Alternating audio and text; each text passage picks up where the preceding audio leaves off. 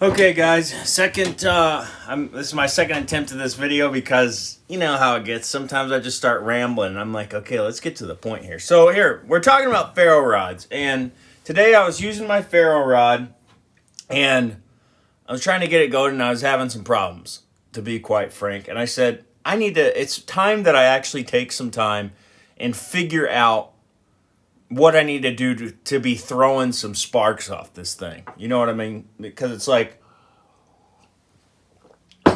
I'm just not, I'm like, I'm putting too much effort in this. I'm wasting effort. I need to get this down.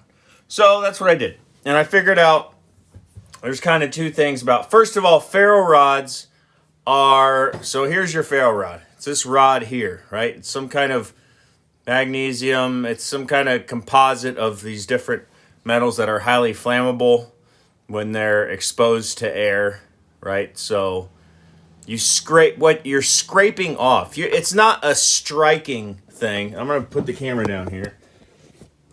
So this is not a game of let me see how I can get her arranged here. Okay. Hold on 1 second. Bear with me. Okay, so this is not a... Oh my gosh, I'm telling you what, guys.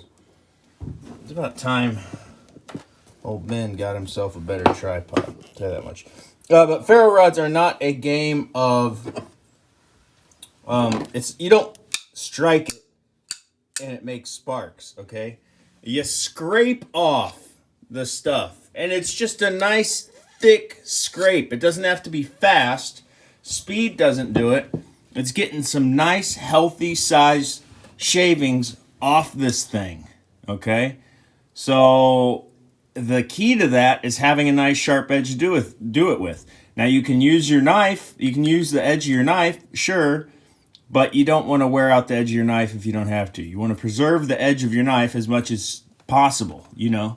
You want to be using that edge as little as you possibly can. And nothing holds an edge, nothing. You can't put an edge on anything better than this good old Mora here, if you ask me. Just in my experience. Now, I don't have 5 million knives, to be honest. But I'll tell you, these Moras are my favorite knives. Even though they're not full tang, ultimately is it the best knife? No, I wish it was full tang and had a little longer blade, but man, they just feel so good in my hand and I love them. But anyways, so like I said, the goal here is to scrape off shavings off this ferro rod, and when you scrape those off, they react with the air and they spark up. Okay, so this to aid in that, like I said, because you want a nice sharp edge, you can take and file this edge, the spine of your knife, to make it nice and 90 degrees. All right, this is Dave Canterbury talks a lot about this. This is not an original idea. I'm just showing you how I went through it. You get a nice, so it's not rolled over. It's a little smooth. I just kind of did the back edge here.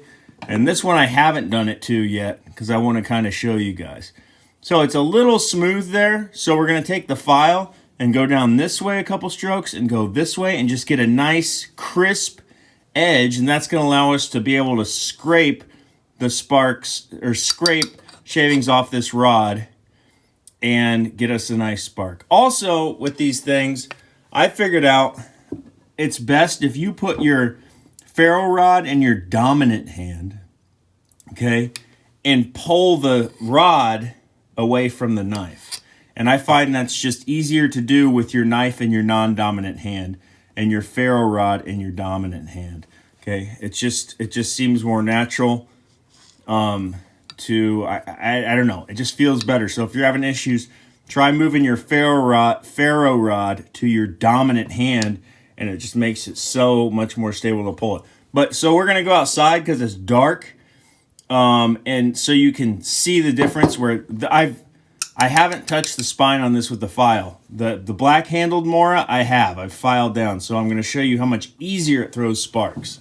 Okay, so it's dark here. That's no worries. So first up, I don't know if you can see anything. Okay, so this is the Mora where I haven't done anything to the spine, okay? Same technique and all that. So you see, you have a hell of a time with it. Okay, you can barely get a spark off of it. Okay, now the black handled Mora, where I've kind of filed the spine down. Alrighty, so you see, and like I said, I'm doing the same exact technique. There's no trickery here. That'd be a really weird trick to play on you guys. Anyways, so yeah, there we go. So now I'm gonna show you, like you just saw, how much better this throws sparks when you sharpen that spine down. So now I'm just going to show you how to do this, and this is very simple. I'm going to use a vise. You could do this without a vise. That would definitely be possible. Let me shut the door here.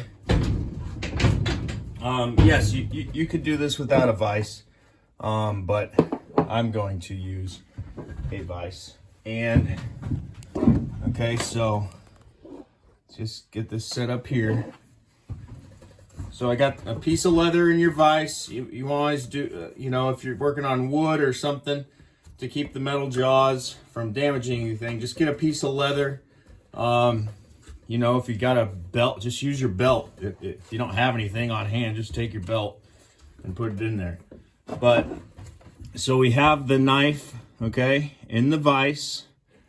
And now we have a file, which is not a very coarse file. You don't need a very coarse file, but not an ultra fine file either. But what we're going to do is we're going to go exactly this way and then exactly this way. And remember, careful not to get down into the edge where that Scandi grind starts, where that angle, where that bevel starts for the actual edge.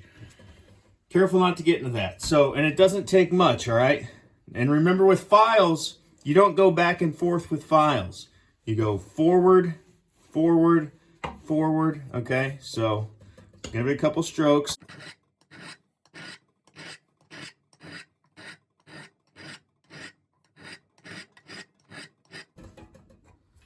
Okay, let me show you. So you can see where I've hit it here. See the difference in the blade before? So you see that right there? That's nice and flat. So now you got to be careful, because if you do too much, you'll roll your edge over. And that's the opposite of what you want. So get it nice and flat on the top and then feel it. You know what I'm saying? And maybe just hit it a couple more times. And most of the filing can be done by just hitting it on this top edge.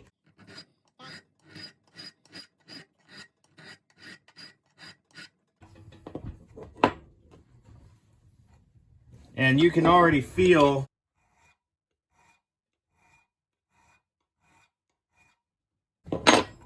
you know, that might be about sharp enough for us, honestly.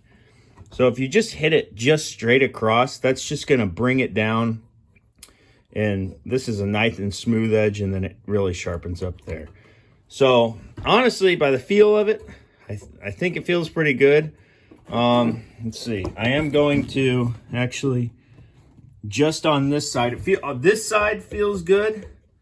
Okay, which would be that's the side we want if we're left-handed, but just going to just very slightly hit that. There we go. So just kind of feel it out. You're trying to get a nice, just sharp edge, and get it out there. So let's go outside and try this again. Okay, so let's go try this out again now. So let's get our ferro rod in our pocket. Now, we saw how this knife did before. You saw I could barely get a spark off of it. Okay, so now let's go back out into the dark. Set the camera up in the same spot. Take our ferro rod. Okay, got the holding the ferro rod in my dominant hand, same way I did before. Okay, now let's watch. See that? I mean, you know, you guys saw it before your very eyes. Now let me get into the light and let me show you kind of the technique here. Okay. So your technique with these ferro rods is like this, okay? So, like I said, non-dominant hand, you're holding your knife and it's upside down and you're scraping it against the spine. So, in relation to the, let me see if I can get up here in some better light. In relation to the, let's see what angle, here we go. Okay, so, not way like this, as much as you can get like this. So running parallel, the better I've found. So you run parallel and just get a nice scrape down there, and you're gonna be throwing sparks. Okay, so like I said, if you have the knife in your non-dominant hand, ferro rod in your dominant hand, and you're just pulling away. Okay. And for some reason, if you have your knife in your non-dominant hand, it just allows you to stay a little more steady. So now what we're going to do is, I've got these Vaseline soaked cotton balls. Vaseline, petroleum jelly, same thing. And just a quick word on these. These are my go-to fire starters. I can probably start about, there's about 15 fires in here. And if you do this, you would hardly even feel it in your pocket. They're soaked in, well, they're not soaked. You get a whole bag of cotton balls, you scoop out a glob of petroleum jelly in there, and you just start working it all around with your hands. Yeah, it's going to be a little, you're going to have jelly all over your hands. Just deal with it, okay? It's not that, just petroleum jelly. You put it on your hands anyways to keep them from cracking. So, and that's another thing. You carry these with you. If you ever have chapped lips or, chapped, whatever, you start getting a little chafing going on there, you can dip your finger down in the cookie jar here and put it on where you need to. So it's nice to just, dual usage out of this thing. And these things have never let me down, and they burn for about 10 minutes. I think if I timed it, but, so, and I'll show you how easy they light with a ferro rod. Now, if you really have these coated in Vaseline, you want to just tear out your good spot and expose the cotton in the middle, and that'll make it so it catches real easy. So I got my wood burner out here, so I'm going to attempt to just put that in here. Unless I have, there's one thing I want to look for here. You can look for it with me. I had an old cracked cast iron skillet out here somewhere. I don't know where it is. I'd like for you guys to be able to see what's going on here. Here we go. I got this pan. Let me wipe this pan out and we'll do this. Yeah, guys, sorry, I'm trying to still figure out how to film these videos that's best visually. I'll tell you right now, if you're a guy that likes to just listen to stuff, then I'm probably gonna be the right channel for you, because I can't do those dang ASMR videos. I can't shut up that long. So, you know what I mean? Sorry about you if that's your gig. Maybe I'll try to do I'll do my ASMR challenge and see how long I can shut up for. But anyways, so get this positioned. Okay, so there's our Vaseline cotton ball. Okay, here's our newly sharpened spine on our Mora, and here is our ferro rod. All right, so like I said, got a nice steep angle. We're gonna pull it away. Okay.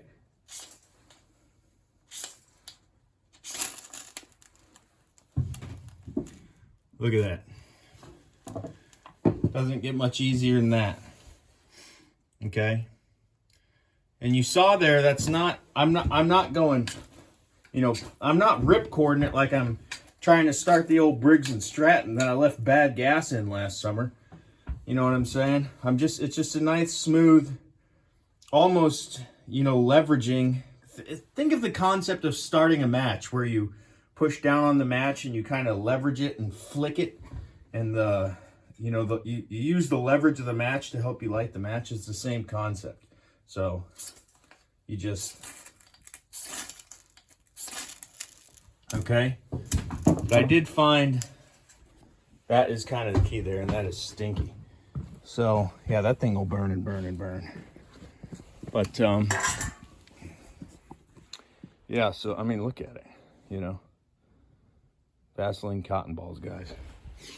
It's my only, yeah, you know, as far as a homemade fire starter, you're not going to find one. I light my wood stove with them. Well, I mean, honestly, most of the time I light my wood stove inside. I just take a paper towel and I dip it in some bacon grease. Speaking of grease, here's some possum tallow right here. I guess it's not technically tallow, but it's rendered possum fat. Speaking of fat, woo, that's a whole pot of raccoon fat right there. Gonna be boiling that down and jarring it up. I like to fry some stuff up in raccoon. Anyways, what the hell am I talking about? We're talking about ferro rods. So yeah, that's kind of what I had to show you guys on that. Very easy. Just need yourself, you know, nothing fancy. You could probably, any file that you can find, you know, if you dig in the trash long enough, you'll probably find you some sort of file that'll work. Might even find you something to eat. But also what I did, so I wanted to show you guys this, is your folding saws. You know, it's got a spine too, right? So look at our folding saws here. Okay, and I did the same kind of deal here. It's just taken and you can even put this just on your leg, file it. Okay.